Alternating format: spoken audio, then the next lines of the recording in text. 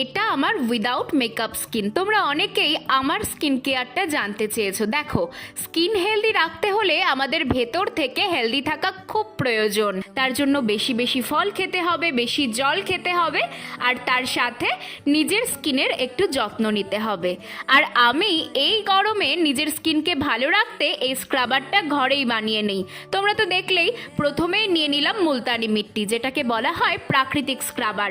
তারপর নিয়ে নিলাম অ্যালোভেরা জেল, যেটা আমাদের স্কিনটাকে খুব ঠান্ডা রাখবে। তারপর 2 চামচ মতো কাঁচা দুধ দিয়ে খুব ভালো মতো মিশিয়ে নিলাম। তারপরে দিয়ে দিলাম মেন জিনিস, সেটা হলো চিনি। এটা আমাদের স্কিনের ডেড সেল রিমুভ করবে, সাথে স্কিনটাকে অনেক বেশি গ্লোই করে তুলবে। চিনি দেওয়ার সাথে সাথেই কিন্তু এটা মুখে লাগিয়ে দিতে হবে।